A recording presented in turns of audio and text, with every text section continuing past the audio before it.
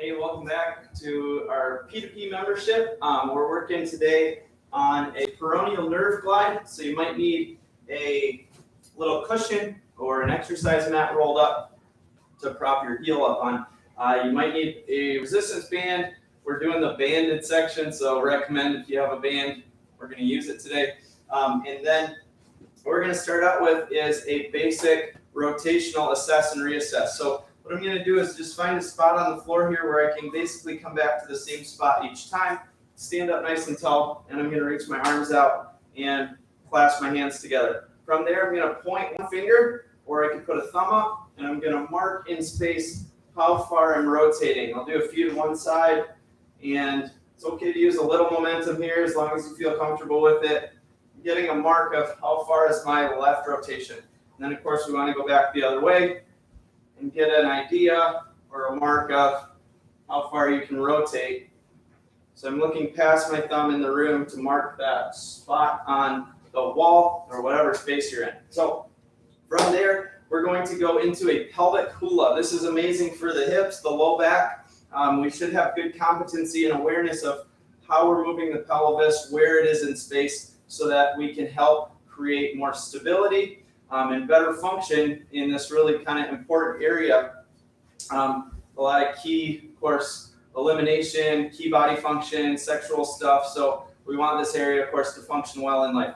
We're going to go ahead and step onto the band, and you notice I swung the band around behind me, so now I'm on it with the heel, but I did that by bringing it back around to the heel. So I'm going to then pull up with this hand that's on the banded foot side, pull up, and then pull across the low back. So I got it basically anchored across the low back, top of the pelvis area.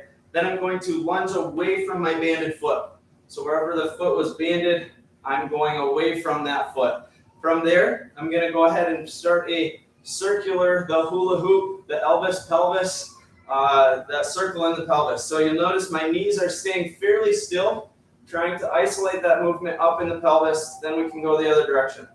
So I'm going to do a few each way, and then step back out and reset with that other foot on top of the band. So again, looping underneath the heel, pulling up with the hand on that banded side, using the thumb to hook. On the other hand, use that slack to go across the low back. And then from there, we're going to lunge away from the banded foot again, where that heel is banded. And then I'm going to go through again that nice hula hoop motion through the hips, trying to isolate it in the pelvis area as much as you can. Remember to breathe and stay tall and relax out. Nice. From there, let's go ahead and retest. So I'm going to check what's my rotation look like. So rotating back, it's a little bit more already. If you're finding too that the pelvic movement, the banded hip circle, created more rotation, you'll want to come back, do that banded pelvic hula motion more often. So from there, we're going to go ahead and go into ankle circles. For the ankle circle today, I'm going to loop it around the ball of foot and the toe area. I want to make sure as I pull this band up and back, I'm bringing my foot back behind me. Make sure that stays down off the laces all the way by the toes.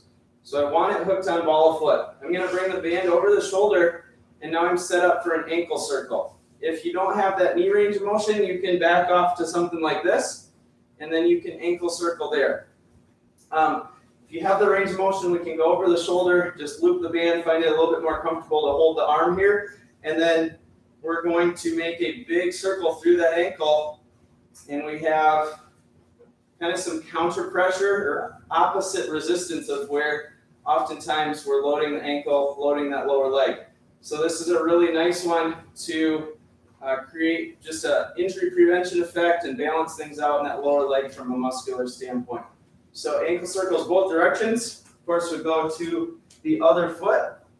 So I'm going to make sure that stays down by the toes as I loop and bring the band up. It's okay to hold on, of course, for just taking away that need for balance and all that brain energy dedicated to keeping you stable. We can hold on to something so that you can really focus on the ankle circle.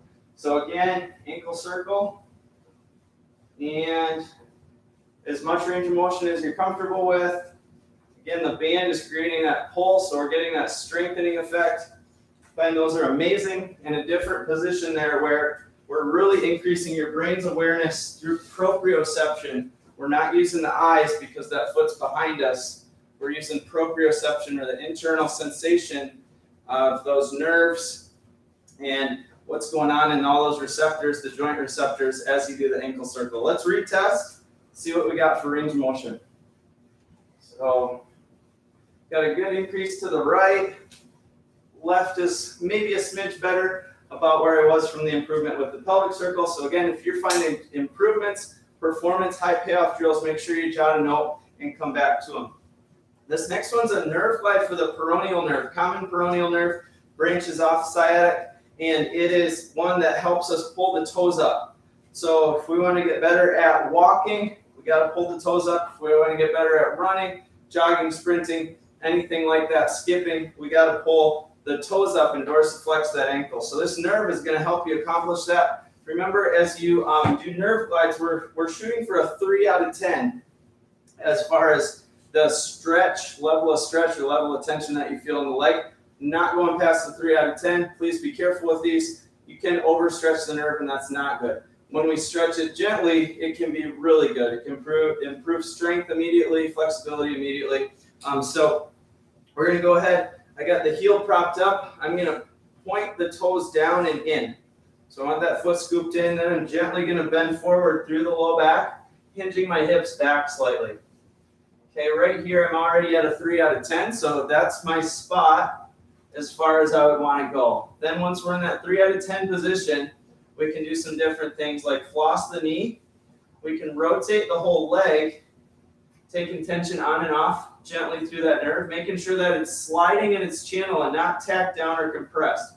Compressed nerves are not healthy, happy nerves typically, so we're reducing compression by getting some motion into these areas where the nerve runs through, like the low back in this case, the knee in this case, or the hip in this case as we rotate the leg. So keep the nerves healthy and happy, and our muscles are going to respond better in kind when we have healthy nerves. So we're going to point the toe, scoop the foot in, and come forward. Find your 3 out of 10.